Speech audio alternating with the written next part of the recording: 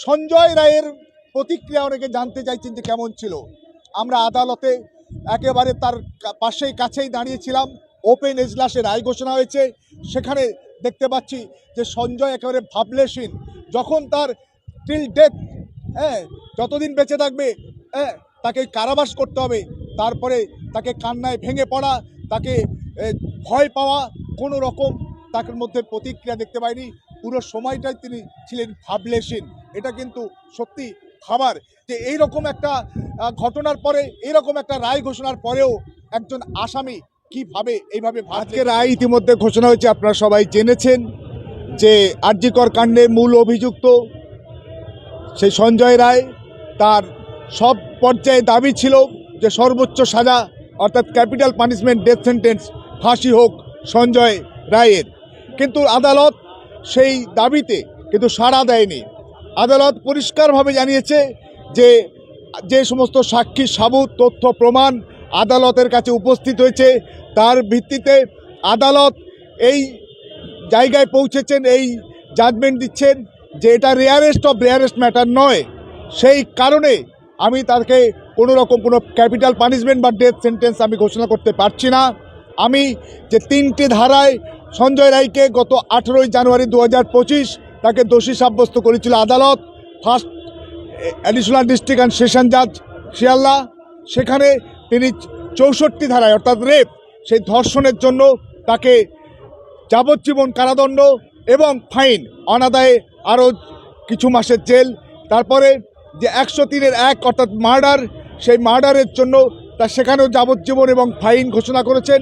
এবং 66 যেটা রেপ এবং রেপকালীন যে অত্যাচার এবং যাতে তার মৃত্যু হতে পারে, সেই 66 ধারায় তার আমৃত্যু অর্থাৎ যতদিন তিনি জীবিত থাকবেন তাকে কারাবাস করতে হবে এবং একই সঙ্গে ফাইন করেছেন। এবং আদালত এও নির্দেশ দিয়েছেন যে ভিকটিম তো চলে গেছেন, কিন্তু ভিকটিমের যে পরিবার আছে তাকে রাষ্ট্রের পক্ষ থেকে স্টেট 10 লক্ষ এবং 7 লক্ষ মোট 17 লক্ষ টাকা ক্ষতিপূরণ দেবে। কিন্তু একটা প্রশ্ন, একটা বক্তব্য খুব স্বাভাবিকভাবে উঠে আসছে। আপনারা দেখছেন এই মুহূর্তে শিয়ালদা কোর্টের সামনে মেট্রো যে স্টেশন আছে, সেই মেট্রো স্টেশনের সামনে সেখানে অবস্থান অভয়ার ঐক্যমঞ্চ। সেখানে অভয়া মঞ্চের সেখানে সবাই দাবি জানাচ্ছে যে তারা উচ্চ আদালতে যাবে।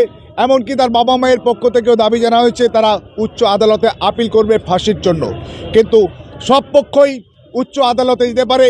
সঞ্জয় রায় যাকে দোষী সাব্যস্ত করা হয়েছে, যাকে টিল অ্যালাইভ যতদিন বেঁচে থাকবেন কারাবাস, সে তার প্রেক্ষিতেও তিনি উচ্চ আদালতে যেতে পারেন। প্রত্যেকের আইন তার সেই পারমিশন আছে, আইনে সে যেতে পারে উচ্চ আদালতে। কিন্তু সামগ্রিকভাবে একটা প্রশ্ন সাধারণ নাগরিক হিসাবে, আইনজীবী হিসাবে নয়, উঠে আসছে যে সঞ্জয় রায় তার যে সাজা ঘোষণা হলো, এখানেই কি আর.জি. কর কাণ্ডের পরিসমাপ্তি ঘটবে? এখানেই কি নাগরিক সমাজ যার বাড়ি ফিরে যাবে? এরপরে কি আর কোনো প্রশ্ন, কোনো বক্তব্য, কোনো আলোচনা আর.জি. কর বা এই অভয়ের মৃত্যু নিয়ে হবে না? সেটা সবচেয়ে বড় প্রশ্ন। আমরা মনে করি, নাগরিক সমাজ মনে করে, এই বাংলার মানুষ, এই দেশের মানুষ মনে করে যে আর.জি. কর কাণ্ডে সঞ্জয় রায় শুধু একাও দোষী নয়, এর পেছনে আরও অনেক বড় বড় মাথা আছে। তাদেরকে আড়াল করার চেষ্টা হচ্ছে, আড়াল করা হয়েছে। এখনও কারোর বিরুদ্ধে চার্জশিট দেওয়া হয়নি, তাদেরকে খুঁজে বের করতে হবে। দেশের সর্বোচ্চ তদন্তকারী সংস্থা central bureau of investigation CBI, তারা তদন্ত করে সঞ্জয় রায়কে আজকের দোষী সাব্যস্ত করে তাকে যাবজ্জীবন টিল অ্যালাইভ, তাকে জেলে থাকার নির্দেশনা কোর্ট দিয়েছেন। ঠিক বাকিদেরকেও ঠিক একইভাবে যত দ্রুত সম্ভব তাদের বিরুদ্ধে চার্জশিট দিয়ে বিচার করে তাদেরকেও দৃষ্টান্তমূলক শাস্তির ব্যবস্থা করতে হবে। শুধু আর.জি. কর কাণ্ডে নয়, সমাজের সর্বস্তরে মেয়েদের প্রতি যে অন্যায় এবং মেয়েদের প্রতি যে আজকের যে নির্যাতন চলছে, যে তার বিরুদ্ধে একটা দৃষ্টান্তমূলক ব্যবস্থা যদি নিতে হয়, তাহলে শুধু সঞ্জয় রায় নয়, এর পেছনে রাঘব বোয়াল, বিভিন্ন বড় বড় মাথা যারা আছে তারা অবশ্যই আছে, তাদেরকে খুঁজে বের করতে হবে। সে খুঁজে বের করার দায়িত্ব আমাদের নয়, সেটা খুঁজে বের করার দায়িত্ব নাগরিক সমাজের নয়, সেটার দায়িত্ব সিবিআইয়ের। এবং আদালত সেটা দেখছেন সিবিআই কি করছে এবং না করছে। কারণ আপনারা জানবেন অনেকগুলো প্রশ্ন যেগুলোর কিন্তু রহস্য সত্যি সত্যি কিন্তু সিবিআই এর চার্জশিটে উঠে আসেনি। কেন 14 ঘন্টা দেরি হয়েছিল এই ভাইয়ের হতে? কেন ভিকটিমের মাকে মিথ্যে কথা বলা, পরিবারকে মিথ্যে কথা বলা হয়েছিল? কেন ভিকটিমের বাবা মাকে ঘটনাস্থলে দীর্ঘ সময় যেতে দেওয়া হয়নি? কেন ভিকটিমকে দ্রুত তাকে চুল্লির মধ্যে পুড়িয়ে দেওয়া, দাহ করার প্রচেষ্টা হয়েছিল? অনেক প্রশ্ন, সেই প্রশ্নগুলো আজকের কিন্তু রহস্যাবৃত থেকে যাবেন। আশা করি সেগুলোর জাল উন্মোচিত হবে এবং একইভাবে আরও যারা আছে, ইতিমধ্যে দুজনকে কেসে অ্যারেস্ট করা হয়েছিল। অভিজিৎ মণ্ডল তৎকালীন তালা থানার ওসি এবং আরজি করে তৎকালীন যে অধ্যক্ষ সন্দীপ ঘোষ, তারা দুজনেই কিন্তু ইতিমধ্যে আরজিকর কাণ্ডে জামিনে মুক্ত হয়ে গেছে। তাই বাবা মা এসেছিল আজকে, তাদের এই রিয়াকশন কি, যাবজ্জীবন শোনার পরে তাদের রিয়াকশন কেমন ছিল? এখন বাবা মা এসেছিল, তারা কিছুটা হলেও হতাশ। তারা আশা করেছিল, তারা মনে করেছিল যে সর্বোচ্চ সাজা, ক্যাপিটাল পানিশমেন্ট হবে, কিন্তু সেটা না হয় তাদের কিন্তু উচ্চ আদালতে যাওয়ার জায়গা রয়েছে। তারা চাইলে উচ্চ আদালতে যেতে পারে। এবং সঞ্জয় রায়ের প্রতিক্রিয়া অনেকে জানতে চাইছেন যে কেমন ছিল। আমরা আদালতে একেবারে তার পাশেই কাছেই দাঁড়িয়েছিলাম। ওপেন এজলাসে রায় ঘোষণা হয়েছে, সেখানে দেখতে পাচ্ছি যে সঞ্জয় একেবারে ভাবলেশীন।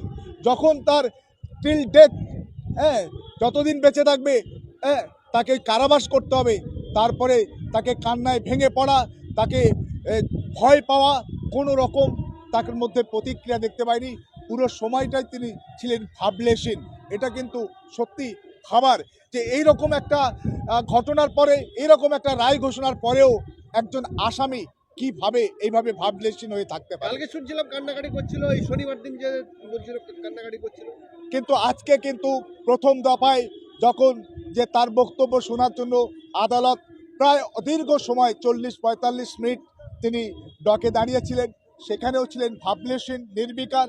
এবং 2:45 মিনিটে আজকে 25শে জানুয়ারি, আজকে 20 জানুয়ারি 2025, সেখানেও কিন্তু সঞ্জয় রায়কে যখন ডকে দাঁড় করানো হয়েছে, সেখানেও তাকে ভাবলেশীন হয়েছে নিশ্চিন্ত দেখতে ছিলেন। হয়েছে। তার মানে বাংলায় নিশ্চিন্ত বলা হয়। নিশ্চিন্ত বলুন বা আমি বলবো যে কোনো রকম ভয় ডরহীন হিসাবেই তাকে কিন্তু আমরা দেখতে পেয়েছি। তার চোখে মুখে বা শরীরী ভাষায় কোনো রকম ভয় বা কোনো আতঙ্কের ছাপ আমরা লক্ষ্য করিনি। আইনজীবী হিসেবে আপনি এই রায় কতটা সন্তুষ্টি এবং দেখুন, আইনজীবী হিসাবে আমি বলতে পারি যে তদন্ত করেছে সিবিআই এবং সিবিআই বিভিন্ন সাক্ষী আদালতে প্রডিউস করেছেন। তাদের বিভিন্ন ফরেনসিক রিপোর্ট আদালতের সামনে এসছেন। সিবিআই তদন্ত, সিবিআই এর কাগজপত্রের ভিত্তিতে আদালতের মনে হয়েছে যে এটা রেয়ারেস্ট অফ রেয়ারেস্ট ম্যাটার নয়, তাই তাকে ক্যাপিটাল পানিশমেন্ট দেয়নি। সেখানে কোনো ফাঁকফোকর থাকতে পারে, দুর্বলতা থাকতে পারে সিবিআই এর তদন্তে। সিবিআই যে সমস্ত দলিল দস্তাবেজ আদালতে পেশ করেছে, সেই কারণেই হয়তো আদালতের মনে হয়নি এটা রেয়ারেস্ট অফ রেয়ারেস্ট ম্যাটার নয়, সেই কারণেই হয়তো ক্যাপিটাল পানিশমেন্ট দেননি। সিবিআই যদি ফাঁকফোকর থেকে থাকে, সেটাও কিন্তু ভিকটিমের পরিবার বা সিবিআই ভবিষ্যতে সংশোধন করে নেবে এবং প্রয়োজনে তারা যদি মনে করে, তারা উচ্চ আদালতে আপিলেও যেতে পারে।